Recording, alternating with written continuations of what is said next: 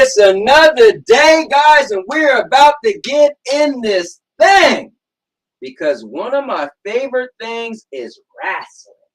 You guys heard it. It's wrestling. So, guys, we're about to get into some wrestling. And the crazy thing is, everyone in the world just about everyone in the world just about have, okay, I'll say heard of WWE or WWF. And that links to one man synonymous with those two brands, and it's Vince McMahon.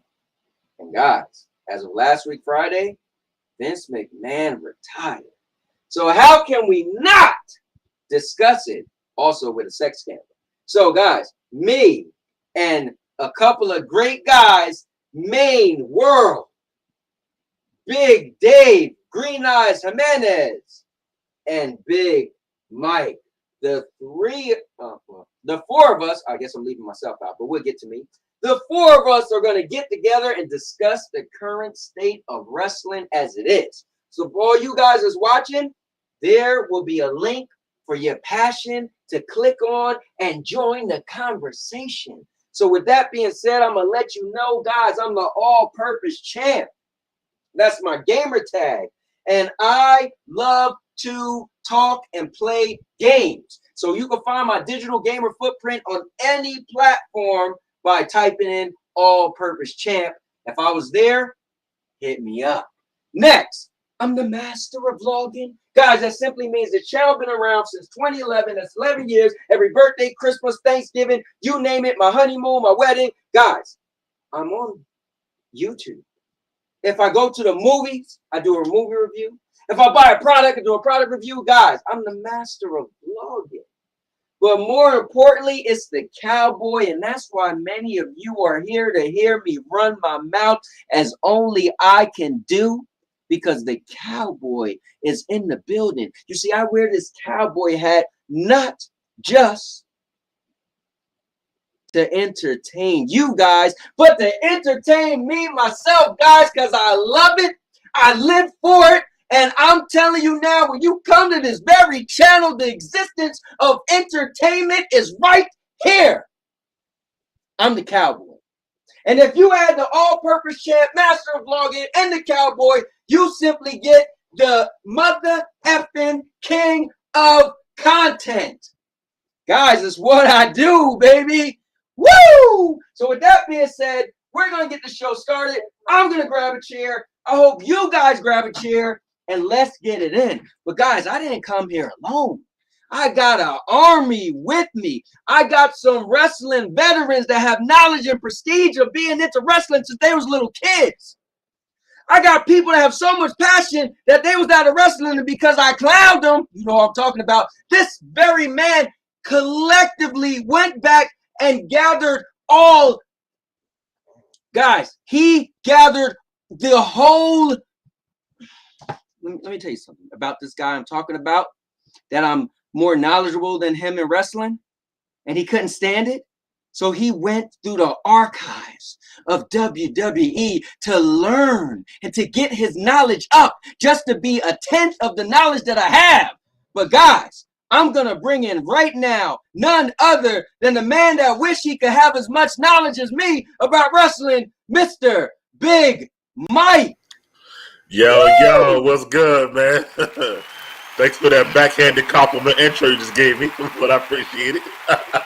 What's up, Mike? What's up, man? Good to see you as always, brother. Good to see you, man. Yo, you ready for this? Bro, Vince retired, Mike. Mike, did somebody tell you Vince retired? I heard. You heard about it? I heard about it. Bro, is that not like what world we live in? Hey, man, I mean, all good things must come to an end, I guess, you know? So. Bro, I thought I was going to die and Vince was going to come to my funeral. Right. It's crazy, but a lot of things are happening, man. Can't wait to talk about it, man. All right, well, look, Mike, thanks for jumping on. Let me just pop you out, and I'll be right back to you. Cool. All right. Guys, I'm about to bring on the man. He went from making everything to making everything his world. Because, guys, I'm bringing in Red Hot, the man that knows more than me when it comes to this sport of entertainment of pro wrestling, because this man also follows AEW. So we get him to come on here with the impact that he's bringing from his knowledge of various organizations. So my man that took the Maine to the world is none other than Maine World. Let's go, baby. What up, everybody? Yo, Olympus has fallen, but in its place rises a building. Woo! And a history all anew. I'm excited, man. I'm excited for this show. I'm ready to get into it and talk about it and what the ramifications are. We've already seen some changes, which we'll talk about, and I'm ready to get into it, man. I'm excited. I'm excited, man. I just knowing that you guys enjoy wrestling as much as I do. It's just cool. And then we all have different passions of wrestling that we like, right? We watch wrestling for different reasons, and I'm dying to just hear what you got to say. Yeah, man. I definitely, and of course, you know, this is like the big news that everybody's talking about. So it's like, you know, I don't know what everybody else can expect. I don't know how long this show is going to be, but pretty much is what we talking about is the meat potatoes. This is it. We going straight to the point, and what this means for the company and wrestling in general. So yeah, man. I'm ready. I'm ready. All right. Man. Well, I'm gonna bring you back on. Thanks for coming All right. on, man. All right. Guys, none other than the Cloud Smoker himself, the tall man, my little big brother, Dave. He's really older than me and taller than me and bigger than me, but he's still my little brother. I'm bringing in this man. We done spent years together in the trenches watching wrestling together, from Raw to SmackDown to NXT to pay-per-views. You name it, my guy, none other than Big Dave Green Eyes Jimenez, coming in red hot right now, as he should grace us with his puff, puff, and give. Let's go. Not yet. Not yet. Not yet. So should I take you off and let you come back? I'm I'm eating right now. That's why.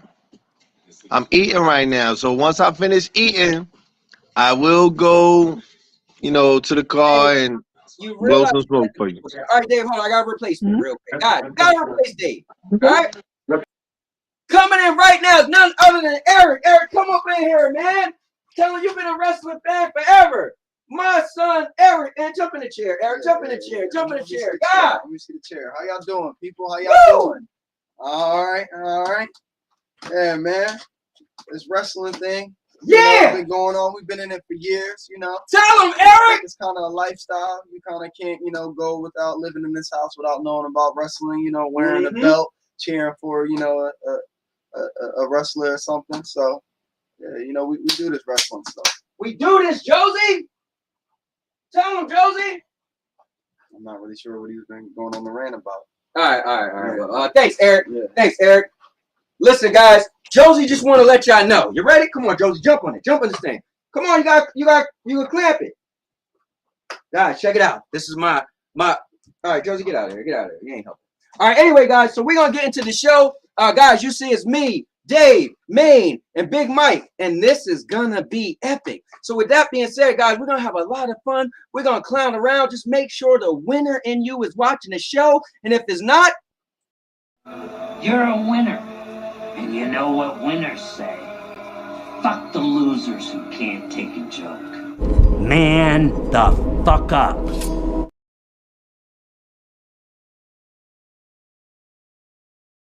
I didn't say it. Chucky said it. So you might as well get off my back.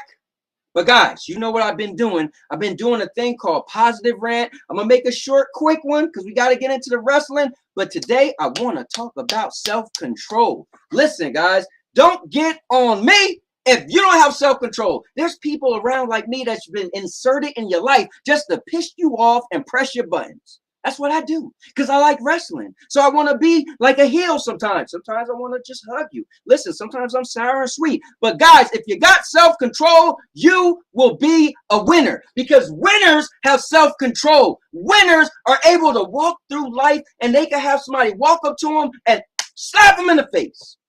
You could slap me in the face and you know what I do? Bro, you got that. I got self-control. Turn your back. But anyway, guys, have self-control. That's what life is about. That's what to get you through these small moments in your life. Just be real. Anytime you had an issue in life, it wasn't a big moment. It was a small moment because you could have easily had self-control and got over that situation. It's big moments that really break you. Big moments put you back against the wall where you can't have self-control. It's out of your jurisdiction of controlling yourself. But guys, have some self-control. It's what me and Chucky do. You already heard Chucky.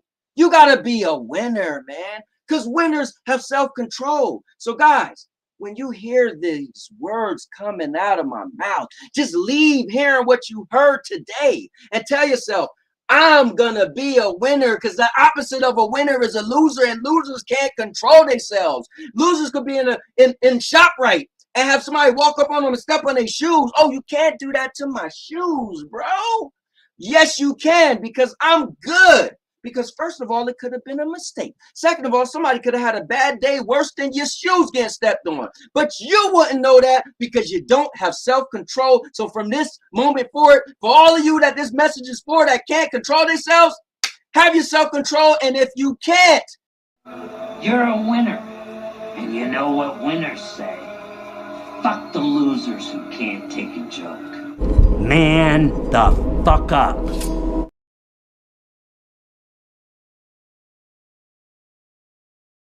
I can't stop Chucky sometimes is what he do. But with that being said, guys, I live my life on the line of epicness. I walk through this thing called the universe feeling as if God himself dropped down into my body. I drip my soul with epicness. Because why? Bruce Campbell himself, the author of Mayhem, had put the most epic tune in existence in my very palms that I could unleash a baby god dragon like no one has seen before because I made it up. So guys, listen to my epic tune because that's what I do because I'm epic, and you guys be involved with the situation that's going down right now. So let's go.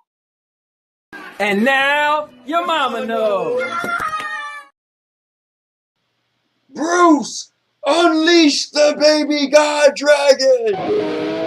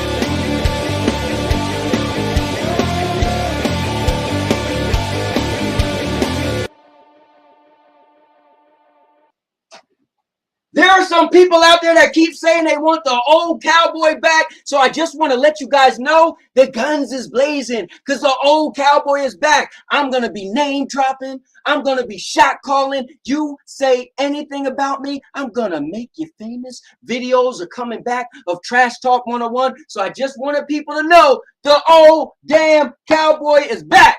And with that being said, we're going to get into the show. Sorry, guys, I like to hesitate a little bit, allow enough people to get a chance to come up in here, and we're going to start this thing off. None other joining us is Big Mike. Then my man, Main World, is in the building, and Dave. There it is. There you go. Now, This is for you, Dave. that's it. There you go. Oh, hold up. Is that what I think it is? Is that what I think it is? Whoa, the bloodline. All right. Throw your ones up, baby. That's it. Throw your ones up. Well, I want to give a shout out to Cowboy shirt. I haven't seen that one, bro. That's dope. I like that. Yeah, you know what's crazy? My wife bought me this shirt for Christmas, or she made this shirt for me a year ago. Not last Christmas, a year, and I never wore it until I think the day after this Christmas. So, but I was like, man, I don't really like it. It had long sleeves. I was like, God, get the sleeves off. She was like, I was like, it's just more of my style. It was long sleeve shirt, and I don't know. I want to be like Maine. Look at Maine. Let's go, baby. Yeah, Maine said, "Suns out, guns out." Huh, man? I see you. You know what I'm saying? You know what I'm saying? Yeah. I'm not gonna hit you with the big pepper pump.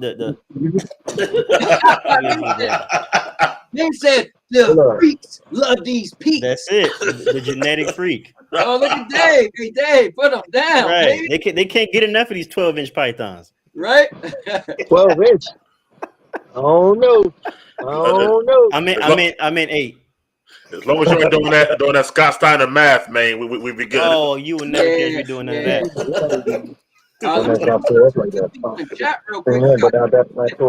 Vet Cloud Gaming in the building. He said AW. Okay. Mike Pan is in the building. Sanchez is in the building. Lo-Fi Monk is in the building. Maine, hey, Maine, how you want to hear you in the chat? Maine is all over the place. You know what I'm saying? Let's go. All right, sorry guys, I'm making the show a little crazy, but listen, I'm trying to give that energy. I'm stepping things up a little bit. They said we want the old cowboy back. I said, God damn it, you can't handle the old cowboy. But if this what you want, you gonna get them. Give it to him. They gonna get it. So anyway, with that being said, guys, Vince McMahon, bro, Dave, I know you woke up on Friday morning and was like, thank God. And honestly, Dave, I heard, this is just word on the street. I heard Vince was like, listen, I keep getting these death threats by some dude named Green Eyes Jimenez, and I got to step down. That's what I heard. I wish that was the case. Honestly. Allegedly. Guys. But, it is what it is, man. I bet you he's going to come back, though. I see him coming back. I think he's going to come back. You know what's crazy? So Mike shook his head no. I think I'm with Dave, bro. I feel like, can the world stop Vince from coming back to wrestling? I think it's over, bro. Really? Yeah, and I think also on top of what's going on, plus his age on top of that, it's like it's over at this point. You know what I'm saying? So, our president is like 104. What are you talking about? Here's what I'm saying. Here, look, to Mike's point, they're already getting all of Vince's yes men out of there. Kevin Dunn's like one of the last people there. He done. He's out of there. Yeah. Him and Stephanie don't really see eye to eye anyway. Yeah. Like literally, it is the McMahon Helmsley era. like for real. Like that. He's done. Like it's Stephanie and Hunter. Paul Heyman's gonna be working with them closely. You know, Triple H is now the over creative and everything like that. And we've seen what kind of work he did with NXT for almost 8, 9, 10 years. So I think that this Vince coming back is probably gonna see him in the stands waving like at a pay-per-view or something, but he ain't coming back. That's it. Let me ask you this. You don't think from the sidelines he'll have influence? They won't let it. I think make suggestions. I think it's suggestions or you know, like a phone call, but that's about it. He's George Lucas now. Yeah, that's what he is. He's effectively George Lucas. Yeah. They can consult him, but they ain't got to take his advice. Right. That's what I think too.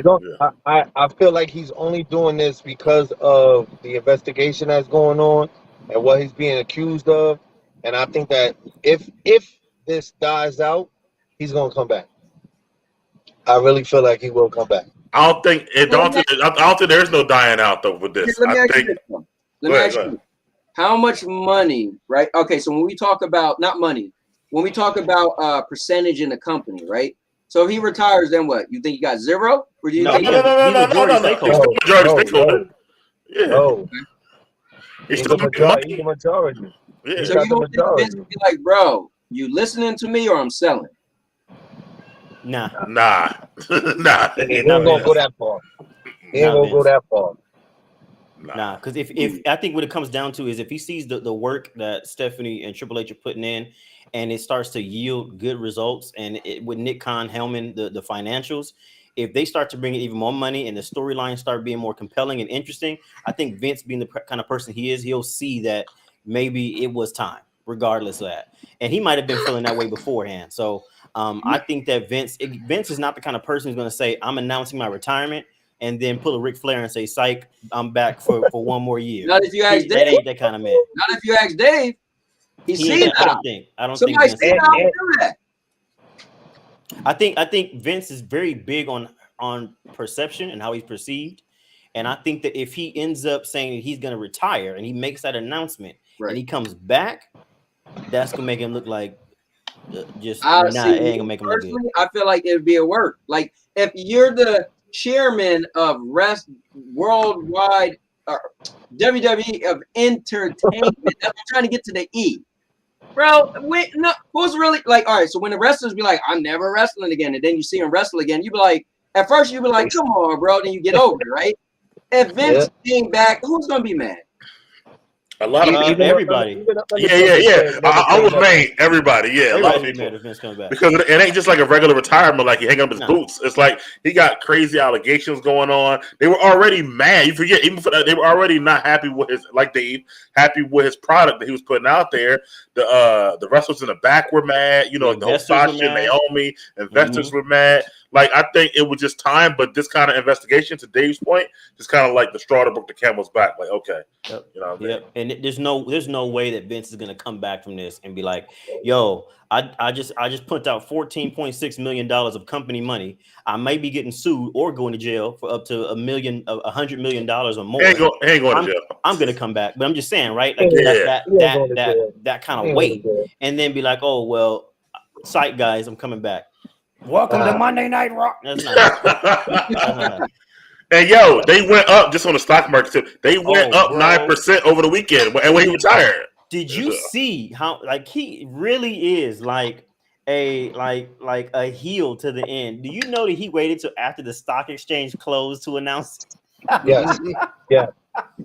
He was like, "You're not gonna get no. You're not gonna lose me some money." No. I think Vince. Yep.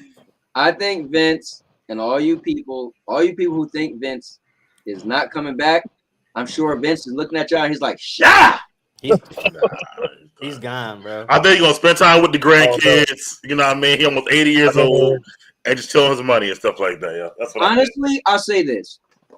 I don't know the man, never met him, just from what I perceive from rumors and watching TV, because that's all I can really. That's all any of us can say, right? We never spent long enough time with him to really perceive his true actions, right? Right. I just think from what I grasp, right, is that if there's a way for him to come back, he will. Now, it might be lock, stock, no, is allegations too strong? We're making more money with you gone. It just don't make sense. But I feel like if there's a way, I feel like Vince will come back.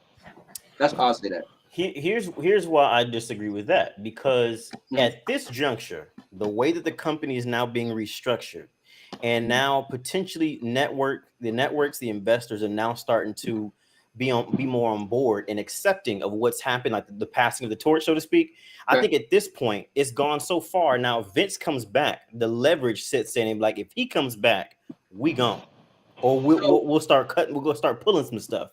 Sponsors might be pulled. Like, if they don't want anybody, like anything, just like the company did before. If anybody had any allegations, any problems, they cut ties with them because they want that kind of publicity. If Vince comes back, come on, man. Nah. Let me ask you this: who says the investors are stepping in because of the passing of this torch? Maybe the investors are stepping in because they feel that, yo, Vince isn't here. We need to step in to make sure we're putting more into the product because he's not here to keep this thing afloat. That's exactly what it is, because in a lot of ways, he was slowly sinking the ship. Nick Khan was producing money. Vince wasn't really doing much. Opposite. Vince was I don't know about that. I'm telling you, Vince is not. He was not the one that was going to. If it continued, Vince was not going to make things any better. And I think that. I agree with that, but I don't like Nick Khan that much either, though. I never did anyway, but I told y'all that's what Nick Khan was going to do. I told y'all that. I told y'all Nick was going to take over. But I think that now, I think the networks and everybody, I think Triple H is now trying to make more relationships happen, positive relationships happen between the network. There's a lot more communication that's going to be happening. Even back then, I believe in 2018, there was Triple H said that he was into doing more into promotional stuff, right? Vince was the one that shot that down. So you can imagine what kind of possibilities and things that are also going to entice the networks and investors to get people more invested in what's going on, instead of saying, oh, Vince is gone, this is going to be a disaster. Like, Vince is gone, things could change for the better. Let's do this, man. Let's take what you just said, and let's fantasy book. Let's speculate, right? Yeah. All right. So Dave forever been saying Vince is senile, all the bad stuff. I love what Mike said the other day. Who's Dave gonna blame now? But Dave was saying a lot of the bad product, right? We was getting. So let's say Triple H wanted to branch out, but Vince said no. Blah blah blah. So let's just speculate. We already see TV 14. Now we're not PG-13 anymore, right? Mm-hmm. Let's speculate. What do you think we could see that we haven't seen in a long time? We already saw blood. Yep. We didn't see blood in a long time. Yeah. You know, we already seen blood. Yeah, but I'll say the TV 14 thing happened before he left, so I don't know if that's really new. It happened. They knew he was leaving, which was why they had it planned a week out.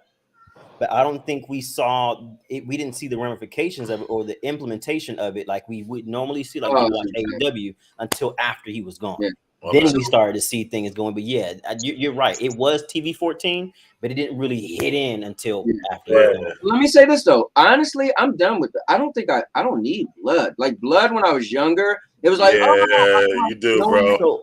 I you know why you don't need it? Because you don't see it, bro. But when you start seeing it again, it adds to the story. It does. It does. Yeah, it does. As like, dangerous as it is, and it affects them. Yeah. So knowing that they cut themselves, right? Who wants to go back to that? I bet the rest. Sometimes they do. Sometimes it's hard way. It brings more drama. Last night was real. He didn't cut himself. That was actually that was hard way. No, what I'm saying is, if it happens, like you can't. That's an accident, right? Right. To physically make yourself bleed, I feel like well, that's just me. I got past the blood. I don't. So here's the thing, right? So it's not the TV 14 isn't just about the blood. It's about the subject matter. Oh yeah. We just brought that have a lot more. Yeah, you can have a lot. You can tell a lot more stories. You can be a little more colorful with your language. You can draw things out a little bit more. You can raise the stakes in certain areas. It's a lot more that you can do to maneuver around that field. And I think that to me, it's not about the attitude era. We already understand it. You never can get back to that. You move forward. I get that. But there's a lot more stories they can tell. And I think with Triple H being involved, look at some of the long story booking that he had with Johnny Gargano and NXT and Tommaso Ciampa and all those people that were in that company, all the stories that we would have built and the way that they went about it. There's no more inhibitors anymore with the PG-TV kind of marker. You know what I mean? There's a lot more that can be done. So that's what I'm excited to see. Just more stories, a lot more deeper grudges from blood feuds. No pun intended. But just a lot more matches also that Vince wouldn't sign off on. So I think there's a lot more that's involved. It's a little more nuanced than that I think we'll be able to see moving forward. I would like to see you're speaking of stories. Now we can have more male and female story interactions, make it deeper. Like remember the time where Batista was knocking off Melina and then he played her out and he was like, nah, she was sitting on his lap and picked her up like, nah, I'm done. And it was like, yo, like we could see some more adult storytelling. Yep. Yeah. I mean, I don't know the TV 14 thing. I don't know, but I think that Triple H will make like at least like especially the Raws and the SmackDowns more action packed, more things happening. Yep. Like the opening Raw last night. Not so much just filler and stuff like that. Like actual, even the main event was dope. Like the week before, bro. The week before, the main event was just Miz talking to Logan Paul. Like, how is that your main event on Raw? Man. Like that's ridiculous, bro. Like I think like now it'd be like more wrestling. That's the worst to play. You're right. Even if you were to compare Friday Night SmackDown, just last week's shows compared to like what happened on Raw, it just felt. It was the last time you opened with a brawl. You know what I mean? Like it just felt more exciting and more you. And I will say this. I will say this. The brawl was actually more. I felt it was more intense. I'm like they was going in. It's like it's almost like they said, make this look like Logan was a little red. Yeah. I felt it a little more. I will say that. And that's what I'm saying. We probably not gonna get that many camera cuts, zoom cuts, but like Kevin Dunn likes to do. I don't know what the fuck he be doing. I don't know, but like there's a lot more that I think the show just felt different to me, and it felt good. Even that line by Roman Reigns, "Your daddy isn't here anymore." You know what I mean? Like that things like that. You know what I mean? It just felt different, and it felt in a way. Not to say that his presence made that happen and made it feel like that, but it just did feel lighter. The show felt lighter but more intense at the same time. It was weird. Let's just be clear. We want to say Vince is behind everything, right? I get it, right? Everything you got a problem with. Let's not forget Vince was around for the Attitude Era. No. Well, let me explain my point. I don't know about Dave. Okay. But let me explain my point, whatever like that. So I think, number one, like I've been telling Dave for months, it ain't just Vince. It's a team. But a lot of those guys are leaving too. But also, I liken Vince to anything, right? A fighter, a sports player. I think he had his prime, and then he just got old. So it wasn't. So I'm not saying he wasn't great. He was amazing. Oh man! But I think he just became like a player who can't really get no time in the game no more. Like it's kind of like it's time to retire. That's how I like Vince. Right. That's fair. Yeah, that's fair. Dave, let me hear from you, bro. Yeah, so please, Dave. You've been very vocal. If you guys watch this for the first time, and in our chat, Dave has been very vocal that he feel that Vince is slowing down the product. Vince is watering down the product. So give me what you would actually, Dave. Just give me what you would like to see right now. I know. You know, you've told me a bunch of times, and that the Attitude Era is over and all this other stuff, and I understand that. I've understood that from the beginning. You're never gonna see that again. It's gone. And even if they were to go back to something similar to the Attitude Era, we still not gonna get the Attitude Era in that form, because you had names that were synonymous for, across the like, board. I mean, it was crazy. It was crazy. And to be fair, real quick, the world has changed. The world can't handle that. Right? Yeah. You there's so many things that was done in the Attitude Era that, this country is so damn sensitive that it's gonna hurt too many people's feelings. Right. You know what I'm saying? And it's, I mean, Vince as a whole, I think he's senile. Of course, I'm, somewhat joking, but yet I'm serious at the same time. But Vince has always been that type that it's either my way or the highway. Mm-hmm. And it's Very like much. he's not allowing those ones that Mike talks about, that is a bunch of people making decisions, but he's got the final say so. It's like the president of the United States. Like, you could go ahead and say, all right, we want this law, this law, this law, but the president has to make that final signature. You know what I'm saying? They have to go ahead and cement it into what it's going to be. And the business itself, Vince is a genius. I'm going to say it like this. Vince is a genius when it comes to the business, because I've seen from when I was little, watching, wrestling in the 80s, You and was then running till now, it's just like, from seeing where it's come from to where it is now, that's a genius move. You know what I'm saying? But there's so much that's being held back. There's so many other talents out there that's being held back. I just want to give a shout out to Triple H, because I believe that he's going to bring back the gold and black, because I'm sick and tired of this rainbow NXT bull-ish, because I want to see back the gold and black.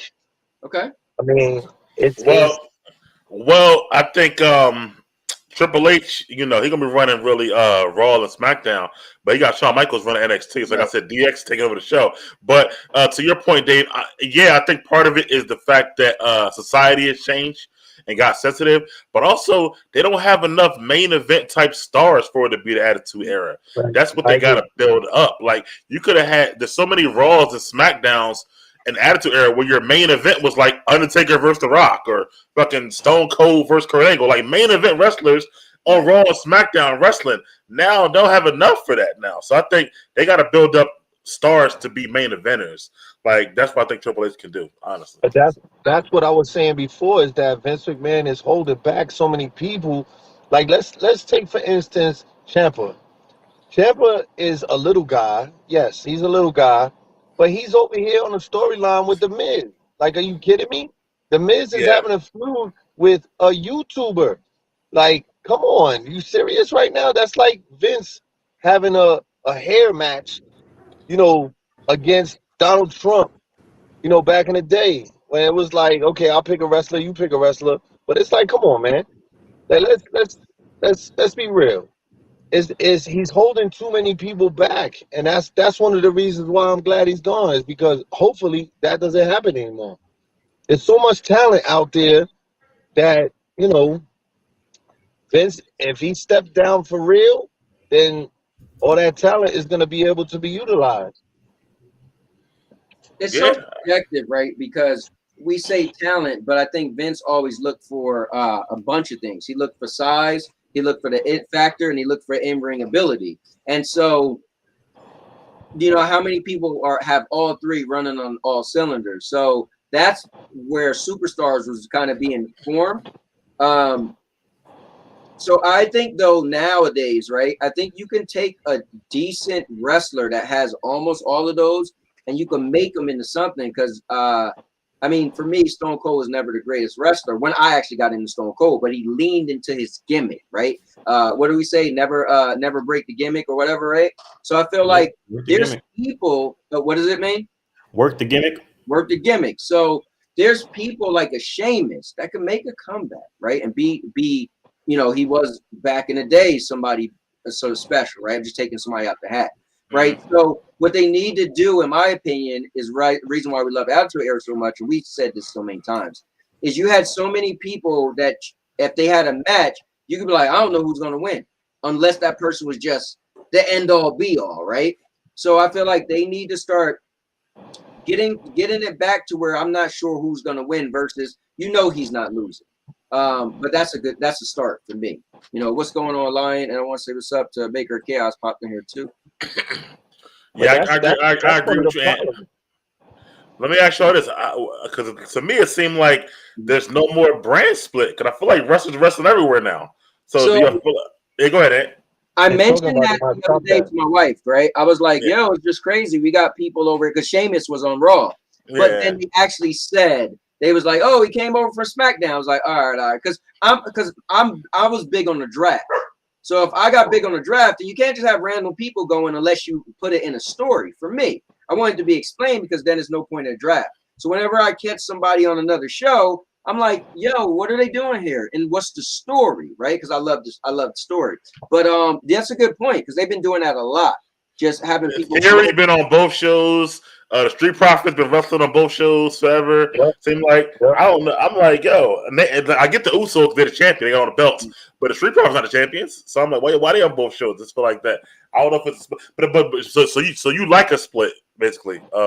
So here's the thing: when they went to the split, I didn't like it. I love to be able to see anybody versus anybody. But what got cool was with the split was when they brought back joint pay-per-views. So then you might see AJ Styles walk in the back next and walk past Finn Balor. So personally, if you get rid of the split, I'm cool because I like the mix up. If it's no split, I know on any given day this person go against this person, and then you make the roster more full, right? When you split it down the middle, it's a smaller roster on both sides. But I get the traveling and all that stuff. But I'm here to watch the product. So if I want to be selfish, get rid of the split, the brand split, and let everybody be wherever. You got any thoughts on that, man?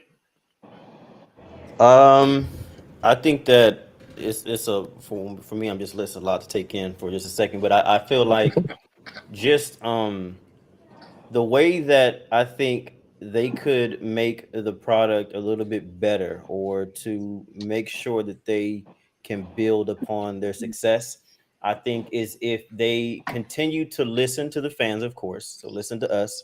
Which also, by the way, you did notice that Michael called them fans and not WWE Universe the other day. That's another change. But in addition to that, I think, yes, there are some stars they need to be building. Somebody put in the chat that they need to build more of the mid card. I agree with that. They need to build more of the mid card. They need to make sure that they understand what kind of stories can be told. Because I honestly believe that there are upper card, mid card, and low card storylines. That's just how I see it. No, you're right. And I think that if they were to function at that capacity and work in those kind of parameters, man, we could see so much. And then see somebody who's working their way from the lower card storyline to the mid card storyline, all the way up to the main. You know what I mean? Like that journey, those journeys, or somebody who's in mid card and they look like they're about to get to the top card stuff and they get knocked down to the bottom. Like these kind of things is stuff that I want to see as a wrestling fan. Right. I don't want to see just like another thing, right? I don't want to see like video game type stuff. Everybody in there has a move set that reminds you of a video game. They all have their punches, their kicks, they have their signature moves, they have their finisher, and then the match is over. I want there to be more unpredictability. I think I agree, man. Oh man. Give us a moment where like this guy who you think is like, of course Roman has a chance. I'm gonna just use my example. Let's have somebody like a Chad Gable beat a Roman Reigns like with a roll up real quick. or something like that, or just like I have agree. something that just makes things more spontaneous and just what the hell, like give us more rubber matches, give us more 2 out of 3 fall. Like there's a lot more that they can give us, and I think that they're going to start working on that. But I think if they start to get too conscientious of just the people who are there and how they used to brand things, I think if they start to really pay attention to us and how we want to see things, even look at the competition, that's okay. They could start to understand what is going to make this company go even further and the trajectory even higher. Okay, so let me tag in real quick. I know it's an example, but if I see Chad Gable beat Roman Reigns, God, but you see what I'm saying, bro? Right? No. Yo, I agree. Like, not for the title, but if it was like a non-title match, quick roll up, and then you get a rematch, whatever, next week. Yo, we've seen it. We've seen it in the Attitude Era all the time. Yo, you will see a whoever Naki or somebody. Who was rolling Stone Cold up? No, I'm talking about like Undertaker getting beat by like a roll up. Yeah, like real quick. It happened all the time. Hell, John Cena first match versus Kurt Angle. His first match. Yeah, moments like that. Moments like that where it's unexpected. My thing is, you said Roman Reigns, so when you say Roman Reigns, of course. And I said Undertaker, who was Roman Reigns, whatever. Who rolled up the Undertaker? Who? Bro, Undertaker had some matches. Bro, even I'll go all the way back. Razor Ramon, 1, 2, 3 kid. That was 809 Lion just said the Hurricane beat the Rock with a roll. Razor was never Undertaker. Let's be clear. And that year, Razor was the top guy, bro. At that moment, Razor was 1, 2, 3 kid. That was his first match. Razor was never. He was the top in the mid card. He was the top in the mid card. That says that back then that meant something. That meant something. That's what I'm saying. That meant something. Listen, my thing is this. That's why it was such a shock when it happened. Exactly. Here's my thing. I got tunnel vision. Main watch everything. Mike, you've been out of the game for a minute. You caught back up, right? Dave didn't say nothing, but I've been so WWE that I could taste the product of their mentality. So a top guy getting rolled up by a little dude, I'm like, where you find that? He just said it. Look at the comment. Look at the comment. I forgot about that. About 809. About the Hurricane. I remember that. Who was Hurricane rolling up? The Rock. He rolled up the Rock. Yeah, I remember that. The dude that when he did it. And that was like on some silly stuff. And then 809 said that Maven eliminated the Undertaker Royal Rumble. See, stuff stuff like that, like surprises stuff or whatever. I shouldn't watch WWE, and this is no joke. We've watched the PG era for so long. Mm-hmm. I can detect patterns now where I know what's going to happen, and sure enough, it happens. So your point about like video game play, right? Like this match we're about to watch. With the Usos and Street Fighter, I probably can predict that match from start to finish at this point. Yeah, because I've seen them fight so many times. And they do the same spots every single match. Yep. Like when Montez Ford, it's not even exciting no more. I've seen them do it 39 times or whatever like that. It's never special. And that's what I'm saying. Yep. There's no more mat-based stuff. It's me, right? I'm thinking like, bro, when I was just playing a game last night. Shout out to my boy Paul. Paul is 5 hours away. My man was playing me. It was 2 in the morning. He said, bro, we can play. I said, you sure? We played for like 45 minutes. So shout out to him. We played WWE 2K 2022. Shout outs to Paul. Matter of fact, let me shout Paul out. When I decided to buy a PlayStation 5, my final decision, Paul Mbike said, bro, I know you've been thinking about getting it. He said, if you get it, I'll play WWE 2K with you. I said, Paul, I promise you, that right there, I'm buying it. And Paul, Paul is Mr. Byron Plays, by the way, right? Shout out to you, Paul. So, but I don't know, bro. I love the wrestling. I love the game. How you got your certain moves, you got your signature, your finisher. I know in Japan they do. You never know how it's going to win. But that would be so weird to me, and I guess I'll have to adopt it. But I guess I'm the cookie cutter. I've been watching WWE since it was WWF, and that's what I know and love. And so I feel like the moment you just like when people get pinned with a roll up, I'm like, yo, bro, I want to see a finisher. So matter of fact, you see that? You see? See, no, that's a finisher. Paul hit me with a finisher and went to pin me, and I kicked out. No, I got a rope break, and then he pinned me and got the one. I said, "Bro, you can't pin me off of nothing." Yes, you can. So I don't. That's trash to me. If people are just gonna be doing like, "Oh, I hit you with a clothesline and got a 1, 2, 3," I might be like, but it'll take a while for me to get it. But he's not saying all the time. He's saying No, having not that at like out of nowhere, Every like once that. in a That's a while. surprise, stuff like that. Like to And me, then yeah. have your matches not so scripted. Yeah. Like you know, it's funny. There's some of my Rey Mysterio 20-year anniversary last night. I mean, now he don't because he's old, but before, like everything's on different every match. Like Attitude Era Rey Mysterio. Like you never knew what he was going to do. And his finisher was different all the fucking time and shit like that. And that's what was dope. Don't say that. And Ray had. So here's the thing. Here's the thing. Maybe it's product placement. If you play the games, right? And I played all of them. People, and it's like the game and the wrestling is like intertwined. So people might have 3 finishers, right? But for the most part, you had your submission. You had like your hits finisher. Ray had a lot of times you jump. Ray ain't had that, bro. The person who had the most finishers was the Undertaker. But in different moments of his career, you never was like, oh, he gonna do the taking care of business. No, because he wasn't the American Bad, right? When he was the dead man, he ain't gonna be doing, so. Bro, it's Ray wasn't doing a million finishers. Bro, yeah, you crazy. Yo, man, tell him about the Rey Mysterio and Billy Kidman matches, yo. He had 19 finishers, bro. It would never be the same any time, bro. Like that is not correct. Bro, yo, man, tell him, mate. Have you checked out just like the cruiserweight just division in like WCW days? Like, have you checked out any of those people? Like, bro, you didn't know what even the junior heavyweights. Like, you never knew what was going to happen. I'm talking about WWE. Now I get it. Maybe that's just listen. If they do that, that'll automatically spice it up. You'll be like, I don't know who's going to win, right? Or how they're going to win. At least it wasn't predictable. Right? They need to do both. They need to make you don't know how they're going to win, and you don't know who's going to win. Because right now it's super predictable. For the most part, I get what you said. I know for the most part how somebody's going to win, and the off chance they win differently than that, I'm like, wait, what? It throw you for a curve, and actually it make me feel some type of way, but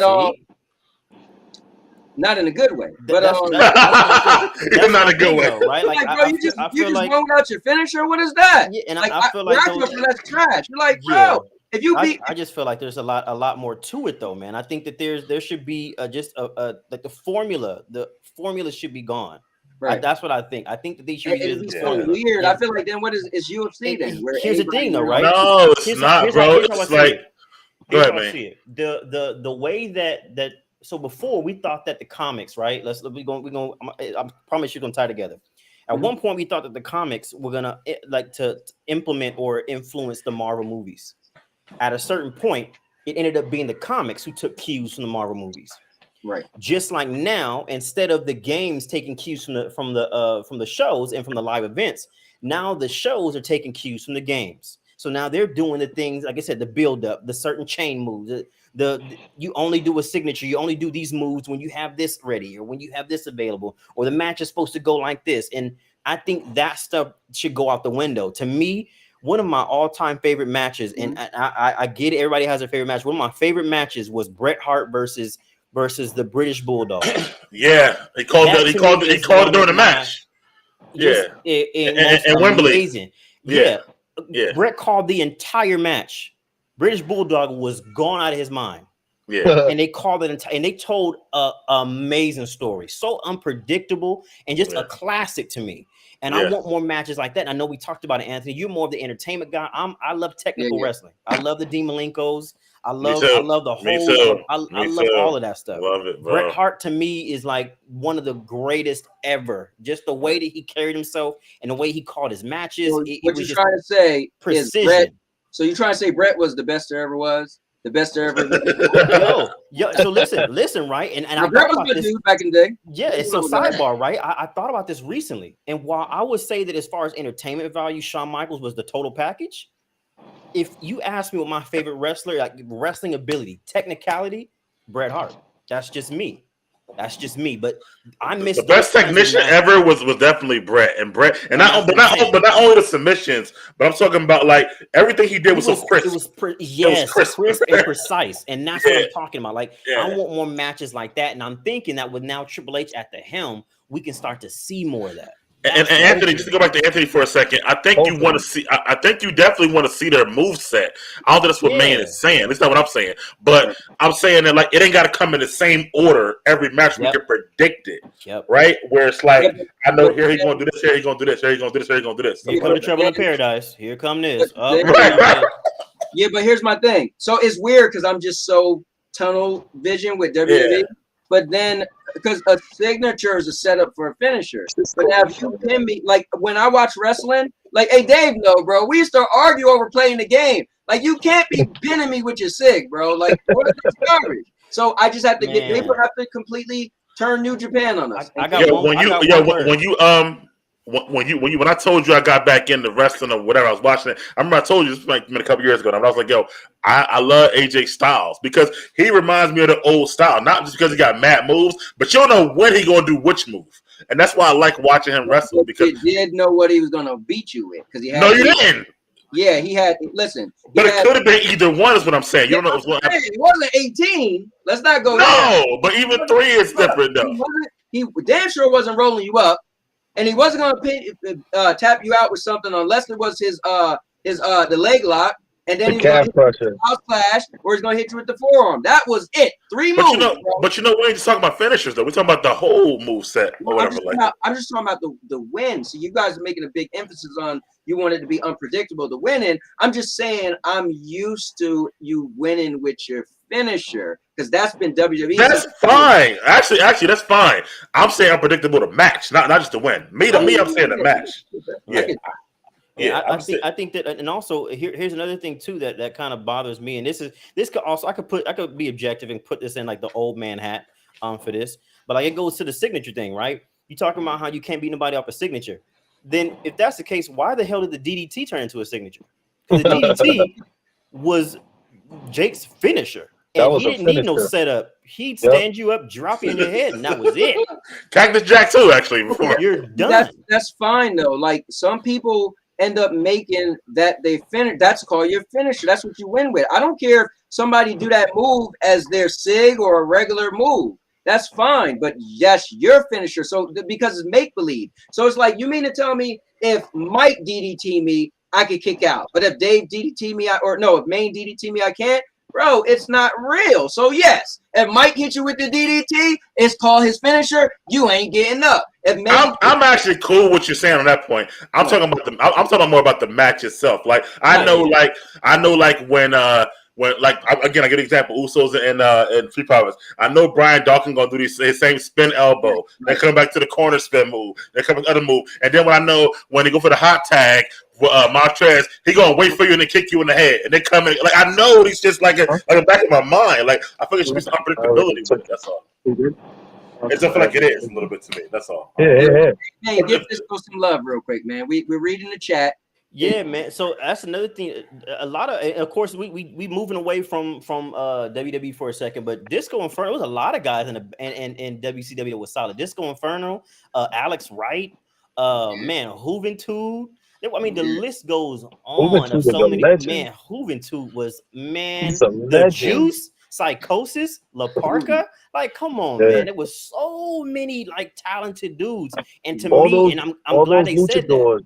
That's all those luchadors that they had in WCW were amazing. And that was one of the things that I said before. It influenced WWE and WWF a lot too, especially during that time. And it moved forward. I want to see more of that. Like, give me and I think what Maine is saying, and correct me wrong, Maine, but I think it's like Anthony having a mix-up, right? I feel like now they don't have because they had those guys on the front of the card. Yes. Then you had mid-card guys. Then you had you still had Hogan and Macho at the end. But it's like at least you got a mix. Or whatever like that. I feel like WWE they'll have no like wrestlers right now who really just wrestle. We should be able to get that too. That's what I've been wanting to see. Somebody said Tyler Bate, Gunther or Walter, FTR, MJF. So there's wrestlers sprinkled around who were doing that. But I think that that's why I'm hopeful for what this new era in WWE is going to bring. I think that we're going to start to see more of that. We're going to get to the point to where, like, if you look at NXT, right, from, I believe, 2012 to 2018 or so was the time that Triple H really had his hand in there. Mm-hmm. And look at what was happening there. It was wrestling. You had the entertainment part. but the emphasis was wrestling. They put on some amazing matches, and I think that he had a good team there too. Yeah. He had the Road Dogg there with him. Shawn Michaels. He had a lot of good old school people Billy working there Gunn with was him. still there too. Other people were there, and I want that stuff to translate into the main roster, because the main roster, as of late, or back then during that time, it was like when you get here, you're rebranded. Like, here's, put it like this: if you came from NXT and you went to main roster, you had to change your style up again to get new names, new outfits, new moveset. Everything was different, and I want them to bring that more in line with the way NXT was under Triple H's helm. Is that all of it's going to translate, and it's not going to be about the theatrics. We can have that, but give me a match with Kofi Kingston, like out wrestling the shit out of it. Give me Dolph Ziggler of 2000, like give me 2014 Dolph Ziggler. Like, give me some 2012. Like, give me some of that. Like, that's what I want to see, and I think we're gonna get that once Triple H hits his stride. Like I said, more wrestling, less promo time, less interviews.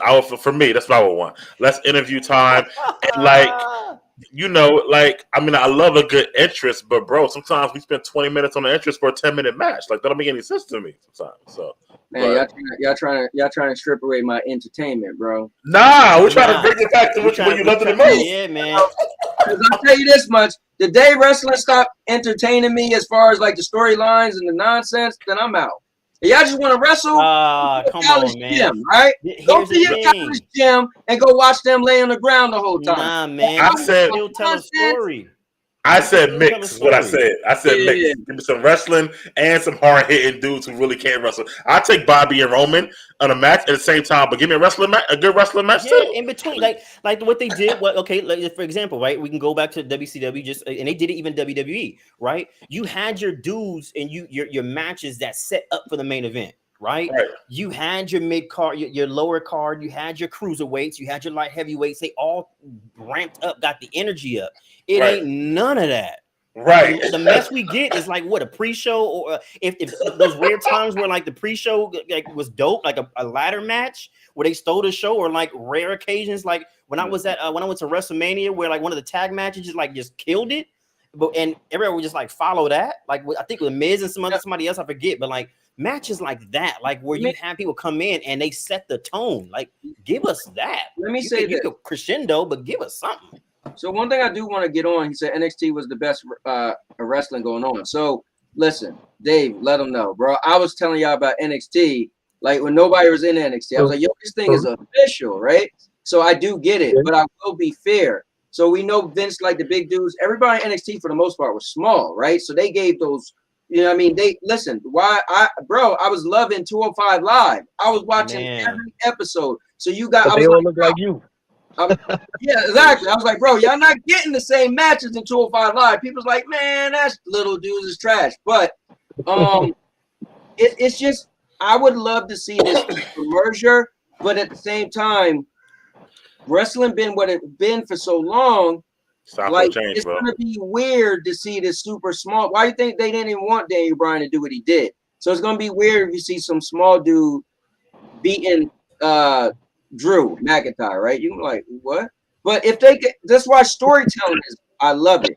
If they commit, like when they really start to respect Bryan, is because they already sold you the story of what he could do in the ring. They just wasn't. But they didn't want to sell it that he could do much because he was small. So once he just started, like he was so aggressive. I remember him just running in the corner and jumping the knee. I was like, Dad, that new dude, he's so aggressive and he wrestles. Same thing with AJ Styles. He's a little dude, but when he came on the scene at WWE, the hits, back smack, and I was like, yo, it made you get into him. So we need some people to be intense in order to believe this guy's gonna beat this guy, if that makes sense. I actually agree with that, because when I look at even like, that's why it's so hard for me to find a good opponent for Roman right now. It's hard to believe like who can actually beat him and sell it to where it makes sense. You know what I'm saying? Well, there's only one man. There's only one man. His name is Triple H. It's gonna happen. There's a picture, man, that somebody put up, and I'll post it in the chat. But it shows that now that Triple H is in line, this is gonna happen tomorrow. And it shows Triple H posing. Every single belt ever made is wrapped around his body. A brand new Reign of Terror, huh? He said Finn could do it, and they said Cody could dethrone. So I personally think Well, we got to get into this weekend too, guys. Before we go, I personally think if Cody didn't get injured, I don't know when. I was thinking maybe able to build up to WrestleMania that he would be the one to beat Roman, but now he's injured. He's going to be out for a while. Well, he'd be back before next WrestleMania, but what's the likelihood of Roman losing to either A, Brock, or B? Because we got to talk about theory. Because the rumors, right? These rumors getting on my nerves, but because you heard Brock left, and then I'm watching SmackDown and Brock come out there, and I'm like, he did. And they brought his ass back.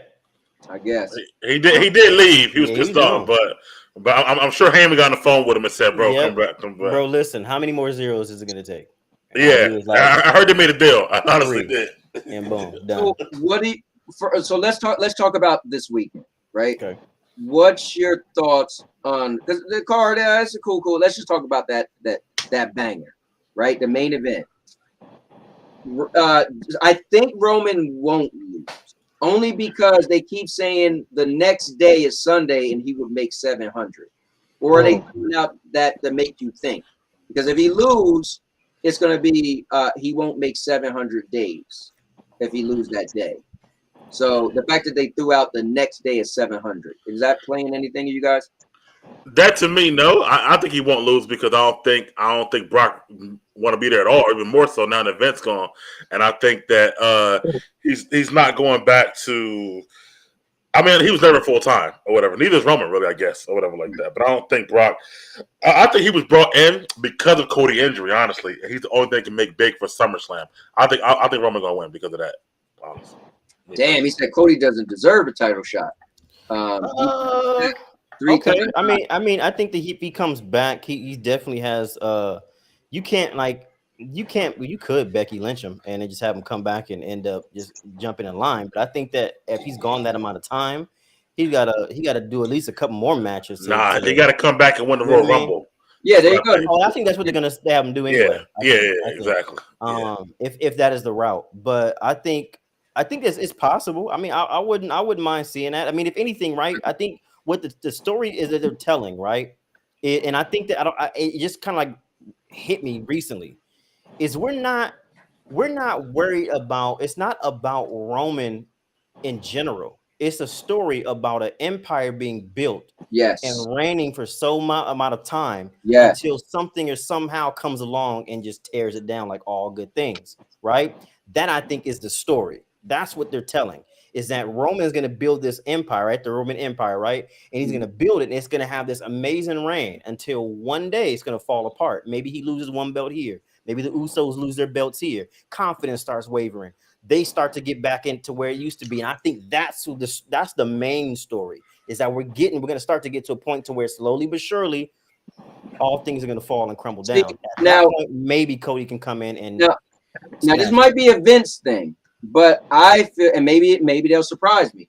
I feel like the day he loses it, it's going to be the same day the Usos lose both. I think they're going to have a tag match that night. They're going to lose, and it's going to be a foretelling, and you're going to see Roman lose as well. But I personally, there's nobody on the roster that I would, story-wise and match, like everything combined, I wouldn't mind. My preferred person to take the belt would be Cody for me. Before he came back, I didn't really. I was like, and then he came back, and I was like, damn, he actually left AEW, right? And I love what he said. He said, listen, if you're here to win the big one, and as a wrestler, you want to win it from WWE, whatever, right? So I feel like he told a passionate story about his dad, and I think I would like, with the story and his ring ethic and everything, for me, that's cool. Now, if I said if they built a certain person and give a good story, I would watch Drew, because he's the way he looked, he could cut a promo. If they just make him just firing like when he beat Brock leading up to that, I'll be cool with it and let him just run it. But that's me. What about you guys as far as, and also let me bring in none other than, I see you waving, and hold up, we're gonna do it right. We're gonna do you right. All right. Wait, is he the hell? What the fuck? Get him out of here. All right. Well, get him out of here. You mean to tell me that you saw that name and it didn't dawn on you? I didn't know what that meant. What does that mean? Bro, what the yeah, what the This is why you Hey man, didn't you say you want things to be unpredictable? Yeah, I did. They was like, bro. Yeah, but don't forget, it got turned to TV 14, bro. TV 14. But we ain't talking about no Katie Vick. This ain't no Katie Vick. Dog. That was TVMA. What the fuck? Real quick. I had no clue. I thought somebody was grabbing their shirt. Oh yeah. What the fuck? That's why I was like, all right, bro, you in. I thought they were like trying to get my attention. Nah, bro. I'm just laughing at the fact that you really said he was waving at you. All right, well, let's speed this thing up. I know man gotta go. Yeah. My wife made me promise to take her to Panera Bread. But anyway, but let's get into it though. So are we all in agreement that Roman isn't losing? No, I agree. Okay, so here's my question: is Theory gonna be the next champion, or is he's gonna go along the list of people who got the Money in the Bank and didn't cash it in? I think we're gonna go with that route. I think it's gonna go with that route. Yep. I can't see him beating anybody for a title. Agreed. Nope, not right now. Maybe if Vince didn't leave. Probably. I mean, even so, I think that Vince would probably even said he's not ready yet, and that's true. I don't think so either. I think he would win his U.S. belt back though.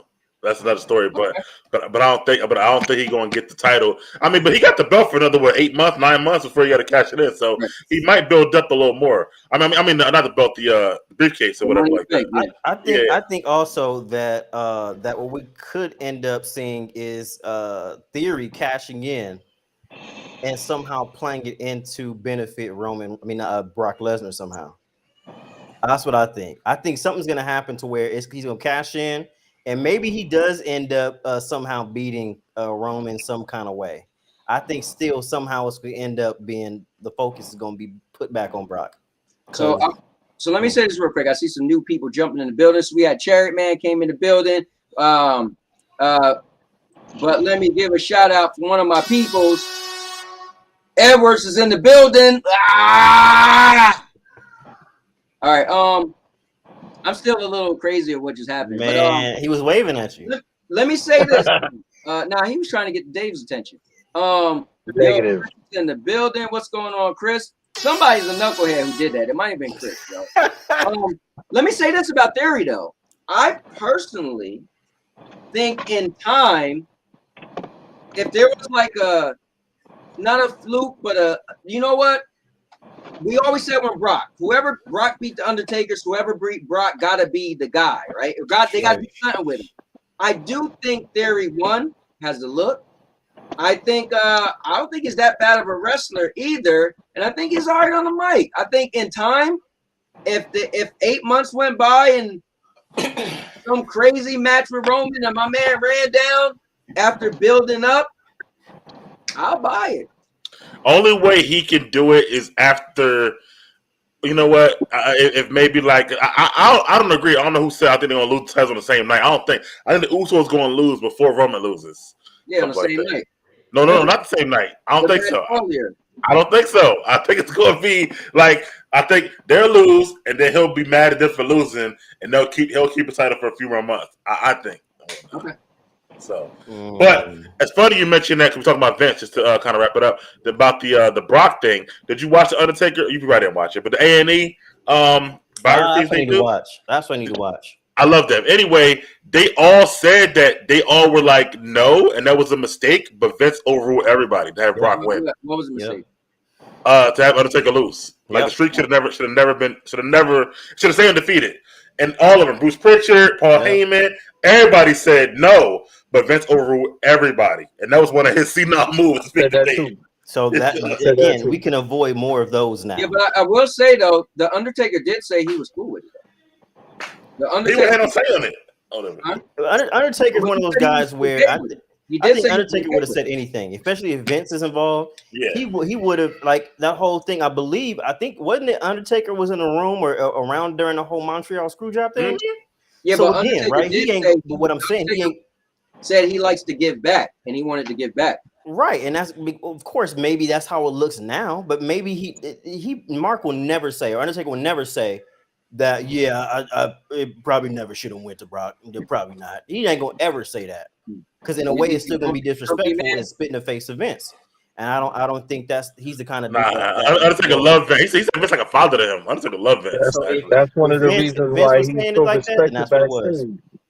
He's so respected backstage because of that, because he's willing to, take an L, when needed, and this and the third. Because I don't feel that he didn't know about it. I think he was all down for it, just like Maine said, because that's one of the reasons why, like I said, he's so respected backstage. It's ridiculous. He's looked at as the number one guy, belt or not. He's the number one guy. You're gonna watch that biography on A&E, bro. I love that. Yeah, and I would. And I think that's another thing, right? I think he would have been like, if that's what you want, Vince. That to me is what he would have said. If that's what you want, Vince, then that's what it's gonna be. And that's it. Yeah. Well, I mean, me personally, I would have liked him to retire, and that'd have been one thing that never was broken. But now the most special thing at WrestleMania is Michael Cole never lost at WrestleMania. Oh my God! Yeah, that's funny though. Michael Cole had a match and won. That is the streak in the history books. Michael Cole got that. That's it. So that's that, man. But I feel like we're in for a good time. I think we're now going to see a resurgence of a lot more action, a lot more storytelling, and just good moments overall. I think we're going to start getting back to those eras that era where, at least if anything, some stuff is going to be unpredictable. We might even see some surprise returns at some point. Bring back the Fiend. And so here's the thing that might happen, but there might be some fences or some bridges that might be. Definitely wait for Sasha and them to come back. I feel like now without Vince being there. John Cena's on Fortnite. I didn't know that. That's news. I don't know. Maybe. Right. Oh, Shane. Okay, so here's the thing. So Sanchez said we need Shane or Mac back. Shane ain't coming back. Shane ain't coming back. Him and Stephanie ain't doing. They never really get along anyway. Shane let him back in or whatever. So that was Vince. Yeah. That's crazy. He ain't coming. That's crazy. But we might get a better sibling. Shane being the older sibling and he's not running the company. That's crazy to me. Hey, it ain't about like that. It is what it is. It is what it is. We might start seeing better pay-per-views, I think, though. This card right here don't look great to me, but I'm gonna watch it, of course. But it's gonna look great. Yeah, definitely, yeah. I want to think. Now, don't kill me on this, y'all, but I think I would prefer, if I went to body of work, I more prefer. Again, I'm the entertainment guy, so y'all gonna kill me. I more prefer Stephanie's body of work than Shane's body of work. Yes, Shane got smashed through the thing with Kurt Angle, which was like, oh my God moment. But Stephanie being like, she's like another Vince. Like, I look at her more like a heel. Shane was more like when he was a heel, he was a dumb heel for me. It was like, all right, cool, you pulling strings. But for me, Stephanie, I liked her body of work in WWE. For me. Character-wise, I would say character-wise, yeah, but ability-wise, which is what I base things off of, I go based off of ability, and the fact that Shane was able to go toe-to-toe with like the best of them, whether he was proficient as super technical as the rest of them, I think that body of work-wise, character development-wise, okay, I'll give it to Stephanie, sure, character development-wise, but you talk about body of work physically, I'm giving it to Shane. He ain't never won a match. Don't matter. Shane never won a match? Maybe he won matches. Shane won mad matches, bro. He's talking about Shane won matches, though. Yes, bro. Didn't he win that greatest wrestler in the world match? Now that was more than likely him pulling the strings, but it was his reign of terror. Yeah, I mean, he did. Yeah, that's what it all is. Like he won that ambulance match versus Kane back in the day. I'm pretty sure he won that match. Yeah. Let me do this real quick. Let's bring in Lion real quick because he's a fan. You sure? You sure this time, bro? Before you break people away? I'm about to Lion, now before you y'all got me. I don't even know now. Just in case, Lion. Okay, but say, hold on now. Before you, Yeah, we not doing no stroking over here. He was like, they gonna get the stroke. You got your clothes. If I see that shit again, I'm out, bro. I'm telling you right now. Lion, what's your input on this stuff, man? Real quick. I'm excited for the changes. You know, WWE is not gonna be the same since Vince is gone, but if Triple H can bring some of the people back that were let go and build up that mid card as like he used to be back in the early 2000s, in the 90s, in the Attitude Era, I think we can have a good show on our hands. I mean, I agree. Listen, I'm all for, and I'm also for advancement, right? Or not advancement, because it might not be an advancement, but I'm all for change. So listen, let them switch it up. I mean, I don't know. Listen, I might like whatever they might do that I think I won't like. So, but we get a chance to see maybe some new things happening or some old things coming back. So it's all good. As far as that mid card, I do want to see those. I don't know but those mid card titles, like the IC belt, means something again. Like I said it before, but I think so. That's what we got need to have. I think we're on a rise. I think that's going to happen again. Yeah, I think so. Maine, I know you got to go. Back in the day, that IC title. If you had the IC title, you were the man. You were the workhorse. Yeah, absolutely. Hands down. Absolutely. You knew that the person with the IC title was gonna be the next world champion. Was like heading that Pretty way. much. It was like a precursor to that stardom. You had him on in sights, but it lost that meaning. It doesn't mean anything anymore. Man, like people like Tito Santana. Like, come on, man. Maybe they got to what Maine was saying, and it was predictable. Whoever's the IC guy gonna eventually win the big one. So we don't. Sometimes it don't work out like that though. There's a lot of people who won IC titles and never got the big one. It's true. Razor Ramon was one of them. Razor was one. And there's some people that have never won the IC belt and never won the big one. You know, you look at some people who never won the IC title and won the big one. Jimmy Snuka never had gold around his waist ever. But and yeah, people talk about him all the time. Still a legend. Yeah. Well, look, Maine, I know you got to go. What I wanted to do was I got your channel right here, bro. If you can, please give us a rundown of your channel. Take the spotlight real quick, man. Okay, well, Maine's World is a channel about all things gaming. There's a lot of content, actually, not just gaming, but doing some vlogs, some tutorials, some how-tos, some inspirational stuff. You're gonna get a lot of stuff when it comes to Maine's World. There's a lot of interest that I have, so that channel is gonna be focused on that. Man, I'm working on some stuff as far as my streams. I do stream, but right now I got some stuff going on with Streamlabs right now that I'm working on. But I do stream as well. I stream pretty much whenever I can. I have kids and family and everything, so whenever I can work on that. But I stream. I do game reviews. I do all that stuff. You can check all that in my channel there. Of course, you want to hit me up. I'm on Twitter at main_games. You can find me there. And that's it, you guys. I'm sorry for the rush thing. Like I said, my family's waiting on me to get to eat. So please check me out. I love to hear from you guys, and I'm hoping to see y'all around. Yeah, that's Hey, man, you selling a little bit short, man. You got to tell them how you actually make you make, like, you do kind of speeches and stuff, man. You give people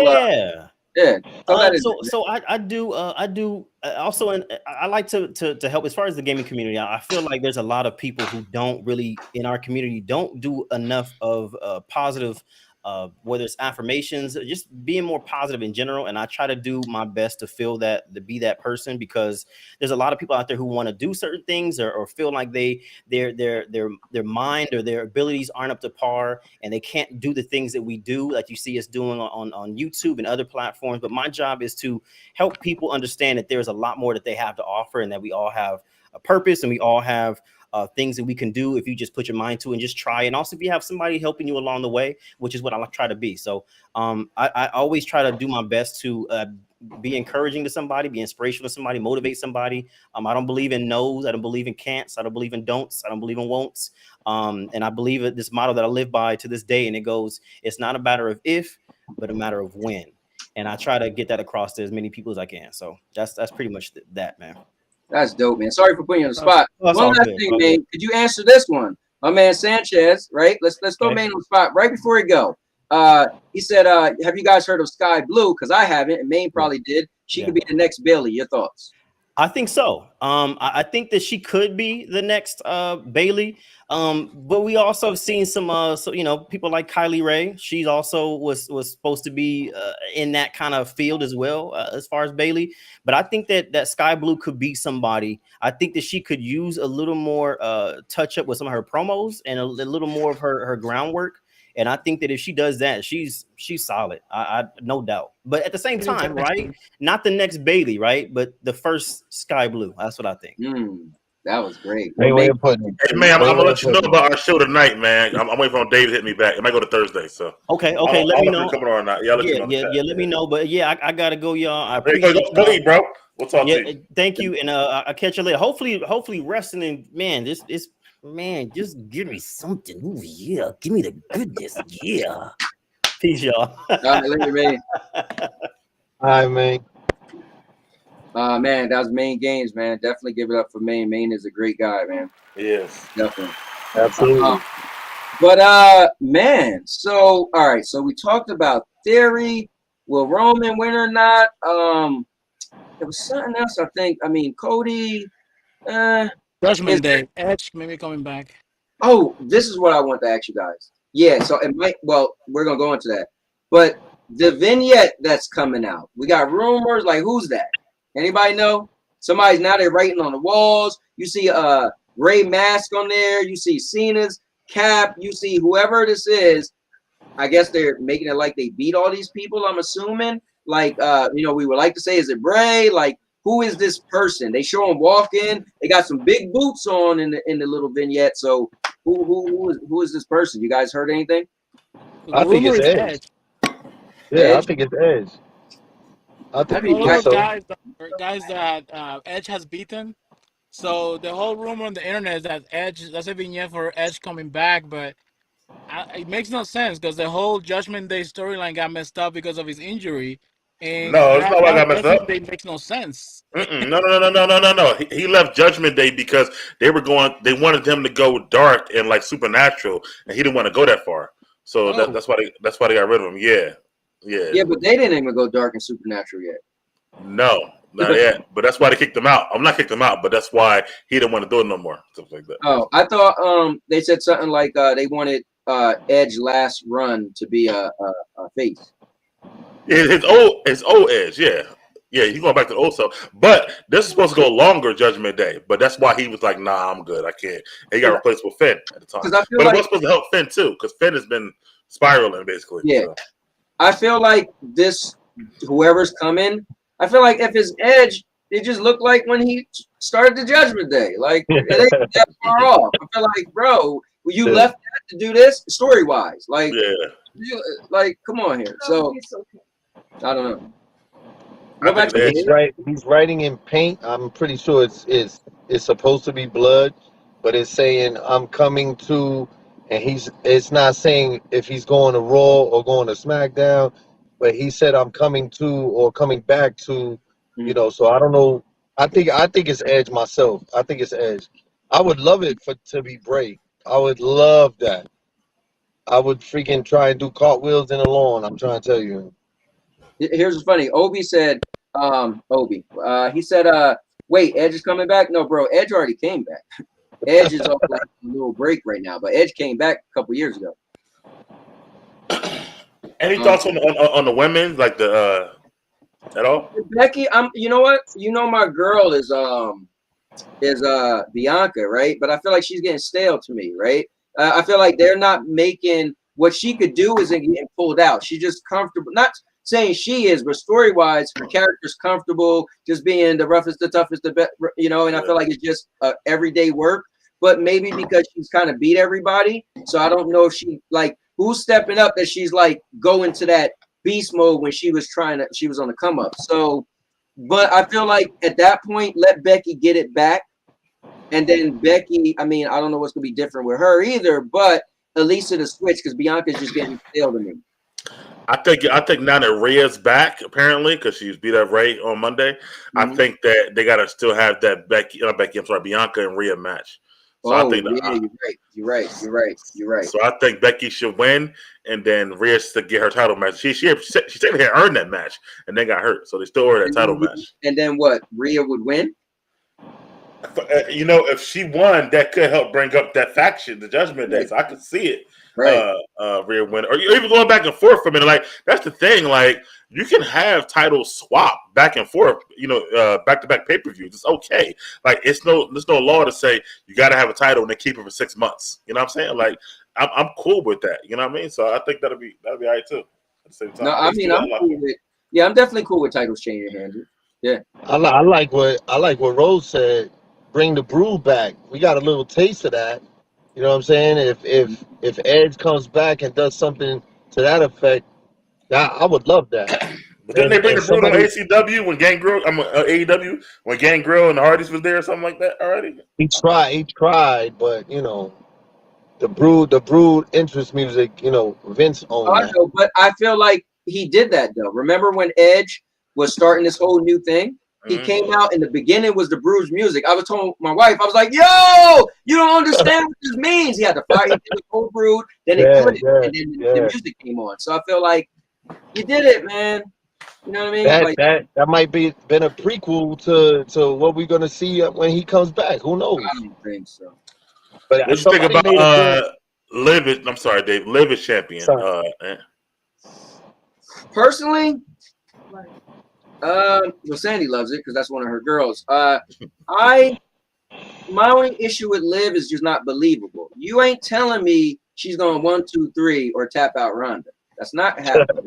So, you know, only problem because she kept getting title shots and was just losing, right? In a dominant faction. You know, you had a good match, but you ain't ready, kid. Go sit down. So now I'm supposed to believe her going against Ronda and the people over there on SmackDown. I don't know. But I heard, again, rumors, this is the problem. I heard Ronda was the one that said, no, give it to her because she's the most passionate person. And Ronda threw out the word passion in her promo. So if Ronda wanted her to get it, why would Ronda win storyline wise, right? So I don't know how she's going to beat Ronda, maybe a roll up, but she's not 1, 2, 3 in Ronda, I don't think. Yes, Rose. Yes, Rose. Ronda Rousey, the UFC chick. Yep, she's in the WWE. For a long time now, bro. But she got 50 matches in there, bro. But I feel like I think what is her name? Charlotte gonna come back to SummerSlam. I feel like it's a big moment. Yeah, it was cool, Rose. So Rose literally, you know what's cool, Mike? The last time we got together, he was watching and he said, "Yo, y'all guys got me interested." He hasn't watched wrestling since he was like 15. So he said, "You guys got me interested." And he had the interest. And then the other day we brought up wrestling for something. He's like, "Yo, I'm gonna watch it." So he actually watched the end of SmackDown and he watched some of Raw. So he said, "I'm gonna watch you guys tonight." So now it's like he doesn't know all these people. Some people came back, some people are there. So it's cool for him catching it. The last thing he watched was the Attitude Era. So not the ending of the Attitude Era. He watched like the middle of the Attitude Era. So it's kind of cool to hear his enthusiasm for what's going on, and probably I'm sure I hear some of his dislikes as well. But it's cool though. It's weird. Like I was somebody said this too. Like when I'm watching these biographies on A&E, because they're new biographies, so they're new productions. But you know, they did the Undertaker, then they did WWE Rivals. They did Shawn versus Brett. And a lot of their match stuff like that. And it's crazy because what sucks about watching those is it makes you like, damn, it shows you like there really is a big difference. So it makes you miss that time more a little bit. Yeah. So I think when I come on here, I'm like, damn, man, like I can literally see. I think for you, Anthony, you don't really go back and watch old stuff. That's not you. Like once you watch it, it's over. So I feel like for you, it's just like an ongoing story. Yeah, like something like that. Yeah. So in my head, if I forget something, it just time moves on with me. You know. Yeah. No. It's about the current and new upcoming stuff. That's just me. But Yeah. I get it. I was happy watching those documentaries, but as soon as you hit it, you're like, damn, this really is a different like wrestling and shit like that. As soon as you see it, stuff like that. So it's that's deep. And also like just the and that's whatever. I mean, and I guess Dave watched too. Like even JR on the calls. I love Cole. Cole's cool, but he ain't JR, bro. I'm sorry to say. Nobody.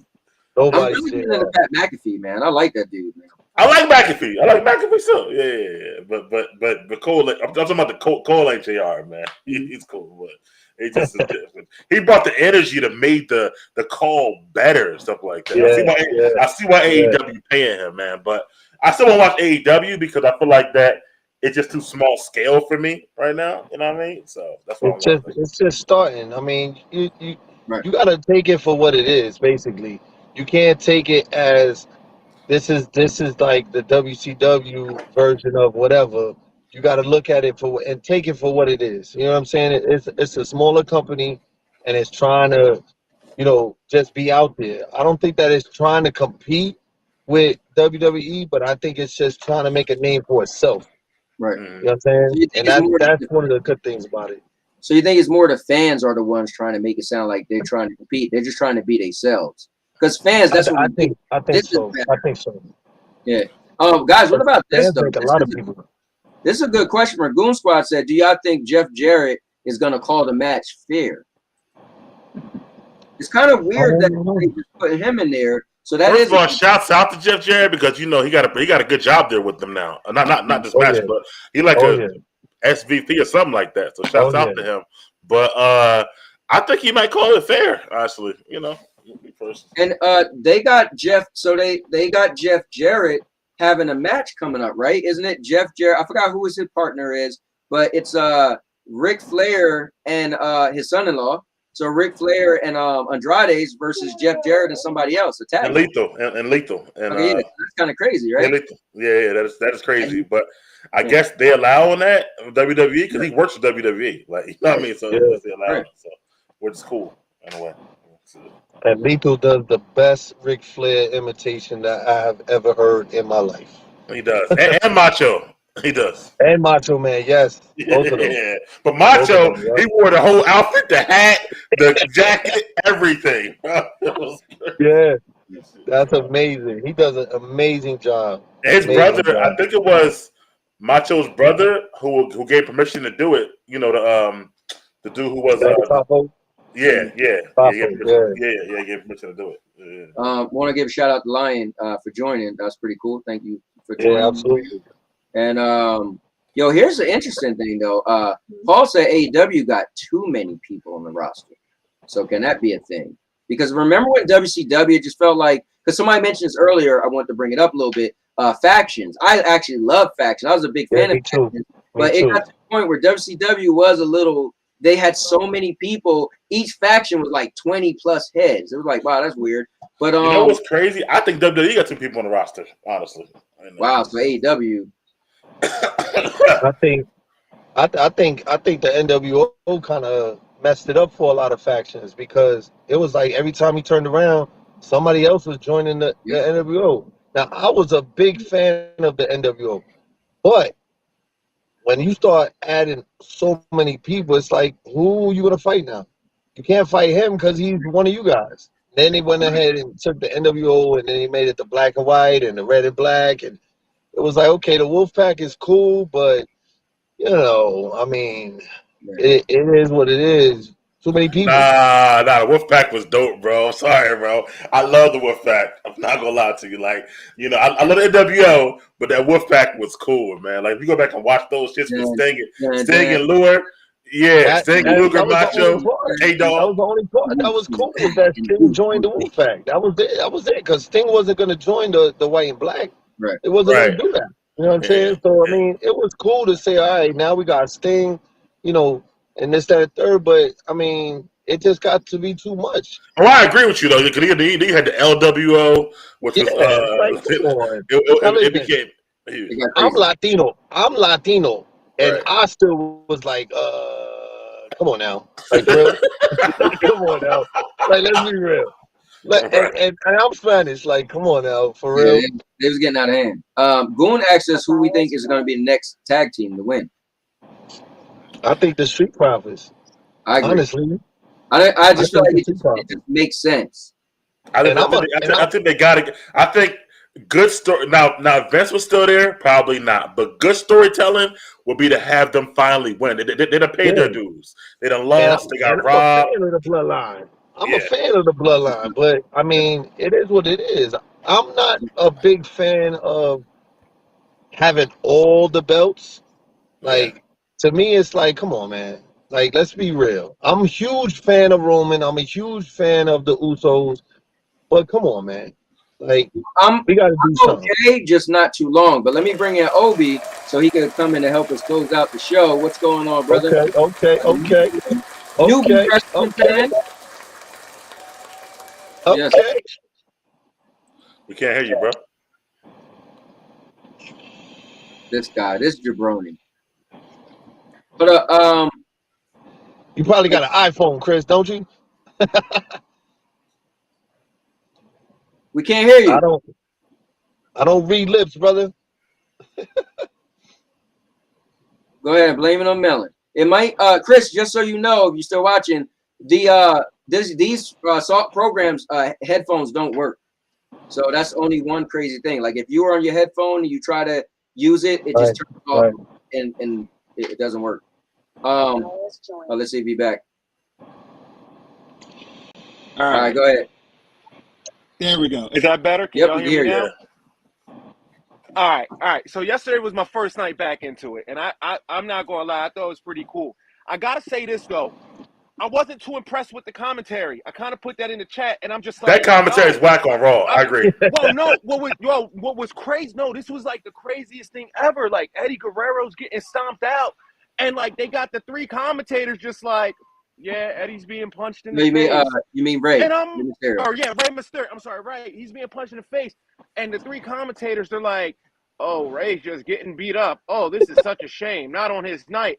And I'm like, when I was in it, I remember JR would blow a head gasket. He'd be like, oh my God. I just said that. Oh my God. And I'm like, I'm sitting back and I'm like, yo, I kind of need that again. I need that in my, like, I want to watch it. Like, and I'm excited because I'm jumping in. I'm going to watch SummerSlam. I've never seen a SummerSlam, so this is going to be great. But I got to admit, I'm not too big on the ticket. I'm not too big on the Miz. I get it. And I'm really not too big on Roman. And the only reason I'm not too big on him is I kind of know his backstory. And I like the fact that he came out and he's like, my name is Joe. I'm just a regular guy. Like, I did some research. I like that.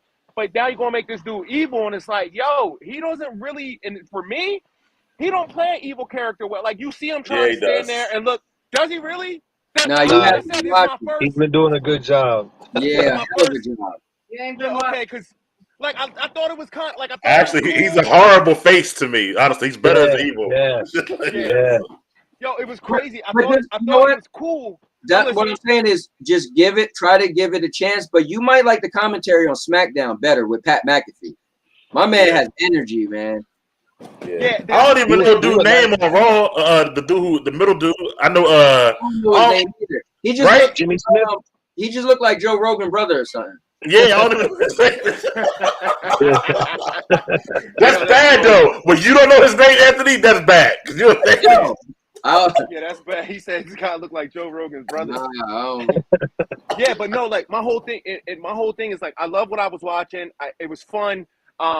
So I guess I can ask you now, yo, who was that dude with the judgment who was That's beating not a people? dude. So when you was telling me this morning and I got to watch it, I was like, damn, he just did Rhea Ripley like that, bro. That's a female.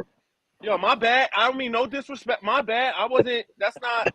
I know. Like, I'm not trying to. So think about it. She is big, yo. She's tall. She got some size. Yeah, you just need to run and throw Ray down like nothing. So for that's what, it's another member. So for me, if you look at her without the wrestling makeup, like her Twitter, she actually looks like a female. Good. And the crazy thing, she actually looks good. So the crazy thing is he watched. So we didn't watch it live last night, right? So I didn't watch that part. I was like, so you know how Judgment Day said they want to get somebody new. So he said, who is this dude? So I was like, bro, don't ruin it for me. So I'm thinking that Judgment Day got a new person, but it's Rhea Ripley came back because she was injured. So I was like, wait, what? It's like he thought she was a man, but he just seen her run down. So, my bad. That's why I'm saying, like, I was like, yo, this is crazy, but bro, I thought it was cool. She is official. They call her the Nightmare. That's her nickname. Yeah. Why do they call her Nightmare? With the girls, if you seen what she did to Rey Mysterio, that's what she's doing to the girls. Yeah. Oh, that's wild. To the women. Yeah, she's a beast. She's a beast. That's super crazy. That's super crazy. But I will say this: I like everything I saw. I'm not too big on the Miz. And I don't know why. I don't know. He's kind of corny for me. I'm not too happy on that. That's what he sells. He's selling himself to be the corny dude nobody likes. Oh, that's his. Okay, so that's his gimmick. Okay, cool. Yeah, okay, cool. Yeah. But I will say this: you probably selling the best gimmick of everybody because that's literally who the Miz is supposed to be. I think Miz only still around because he got that show, and they use him to help promote WWE and vice versa. Yeah, honestly, Yeah, I think wrestling wise, he probably gone by now. But when you get a show, it helps promotion or whatever like that. That's why you always talking about the show in there. Yeah. Yeah, I like what I saw. I thought it was cool. I want to see. I'll tell you what I really like, but I don't like. Yo, I like them two dudes. I don't know their names, so please forgive me. I'm talking about Shush. I love him, yo, that's my dude right there, yo. He be cracking you. Yo, he be cracking me up, bro. I'm loving him. That's my dude. I'm not gonna lie to you. I really like. He another one Anthony we talking about. Like, yo, he's a great wrestler. They should elevate him, yo. Even maybe make him single again, yo. But they'll never let him like put up all his moveset, yo. But dude can wrestle and shit like that. And he got a perfect and he got a perfect moonsault. Another one, shit like that. Yeah. He might be the strongest. He might be the strongest now that Cesaro is gone. He might be the strongest pound for pound. Might be. He's strong as shit. I don't know. When he picks up old boys straight from the ground, it's like, whoa, off the roll up. That's crazy. Crazy. Yeah. That's crazy shit. Man. Bro, I gotta get ready for my show, bro. So I'm gonna have to get out of here, man. Definitely, man. Hey, Mike, Dave, always good seeing you, man. Yo. Hey, Mike, real quick, man, let the people know about the channel because I throw the link. Yo! I got Cinema Crew's Point of View.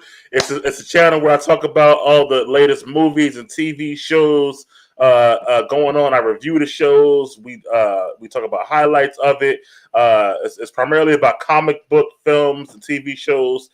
Today we're doing about San Diego Comic-Con, what happened there, and news from there, how y'all feel about that. We're going to be reviewing all the new stuff coming out.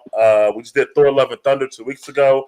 Next month, we got Power, Game of Thrones, and it's constant shows. And also, on top of that, I do sports. So with football coming back, I'll be having a draft, a fantasy football draft show on top of a regular weekly show, Beyond the Trenches, talking about football. And then when basketball back, I got a basketball show too. So my channel's always got something live.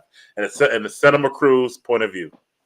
Here it is, guys. And that's the link right there. Check my man, Big Mike, out. Man, I got to be honest.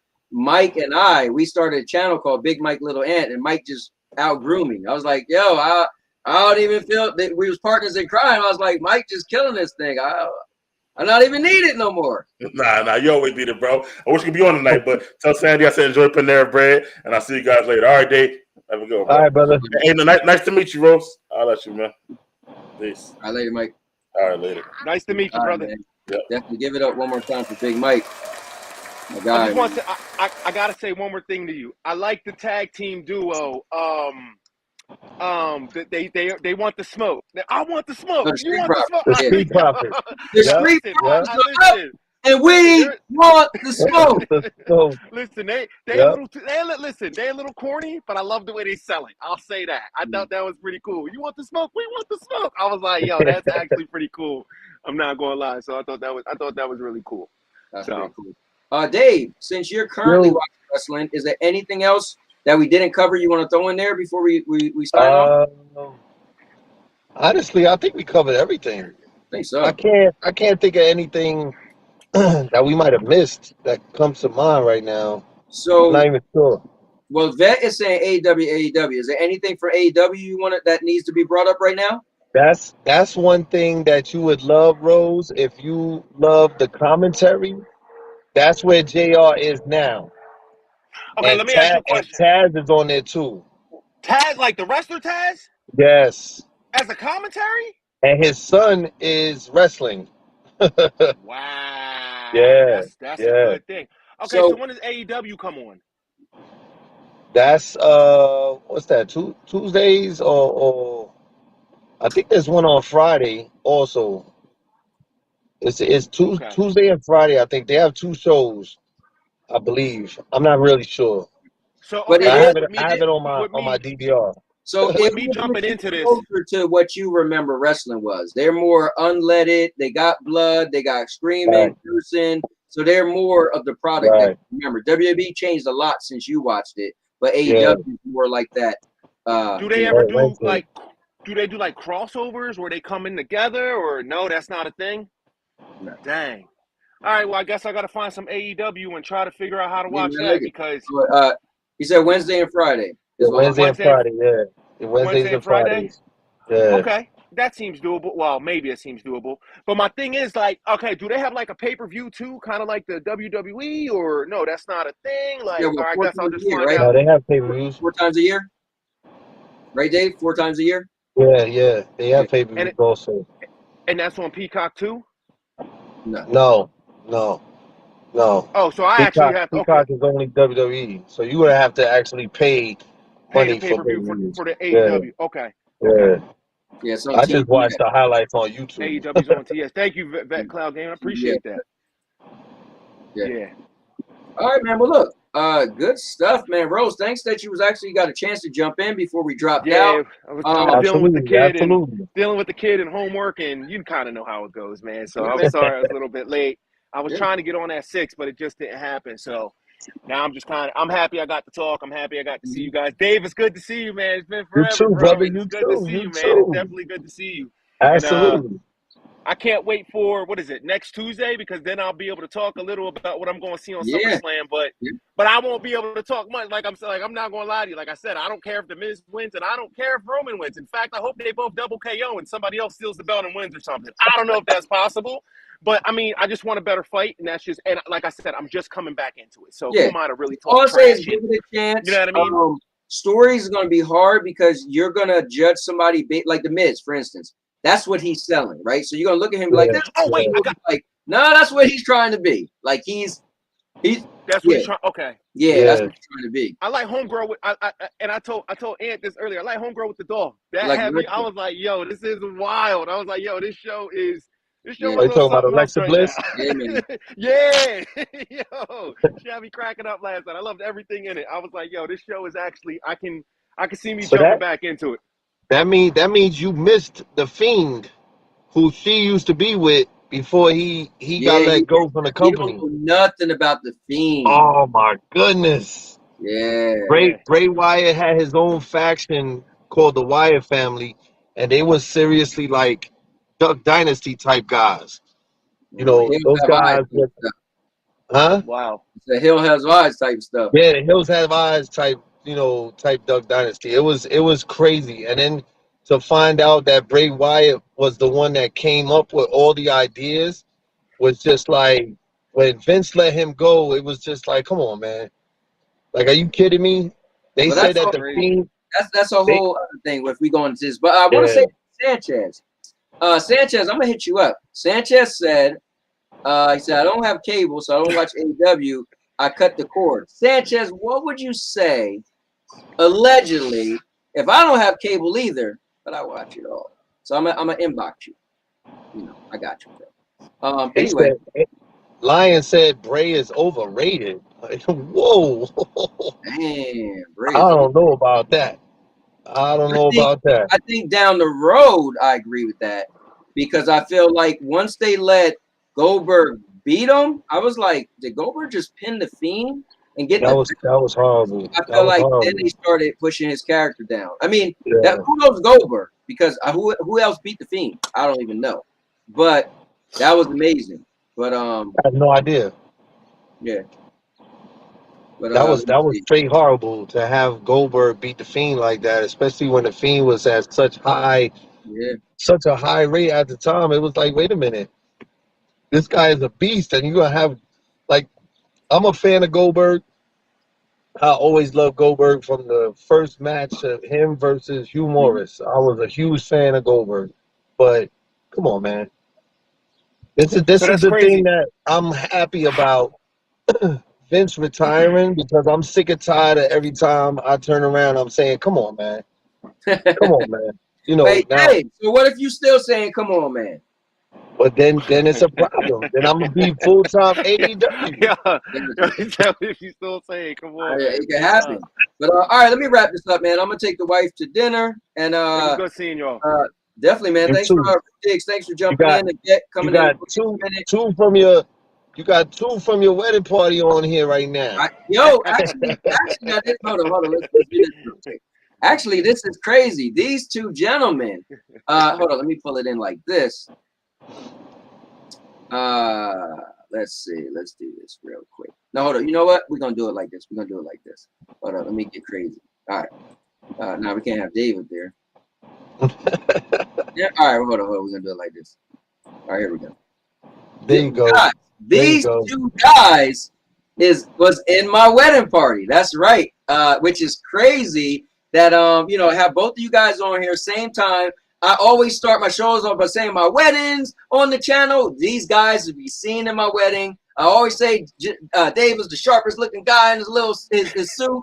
Guys, these guys was in my wedding. I never forget Chris coming out doing the dance, and it's pretty cool. So Dave, thanks for bringing that up, man. Because that's you guys. Absolutely. I'm about to take my wife to dinner, and that was what 7 years ago. 7 years ago. Yeah, man. 7 years ago. Yeah, man. Yeah. That's how it be.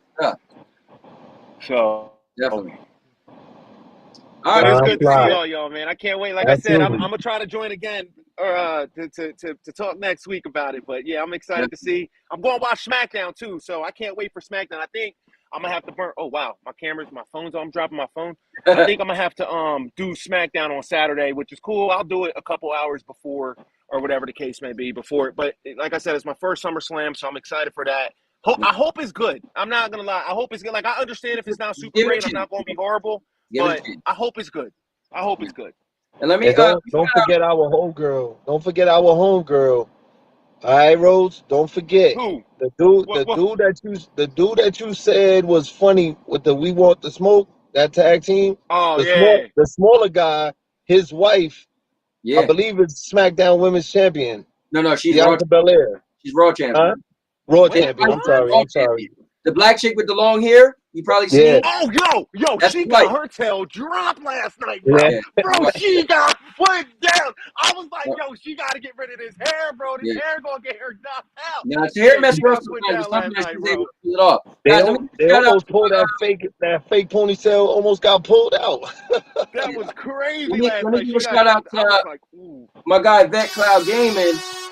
Check him out. He said 9 p.m. Central, which is 10 p.m. our time Eastern for everybody else around the world. He does a sport talk show, so definitely check him out. Let me throw him up. You guys will see it on the screen, but you know what I mean, man. I like to shout people out, man. If one person could watch somebody because they came to my channel, I just feel like I did a good service to somebody. So let me shout out my man Vet. Here go his channel right here. Check out Vet. And really got to go before y'all guys get me. You guys enjoy. I'm a bounce from the stream now, but you enjoy your night with Sandy, man. Dave, it was good seeing you. Everybody have a good night, brother. I look forward to doing this tomorrow. Give my love to the family, brother. You know I will. All right, bro. All right, guys. There go. Vet thing is in the chat, guys. Check him out. Me and Dave gonna get out of this thing, but there was a lot of good stuff that went on. And you know what, Dave? And now your mama knows. And now your mama knows. Bruce, unleash the baby god dragon.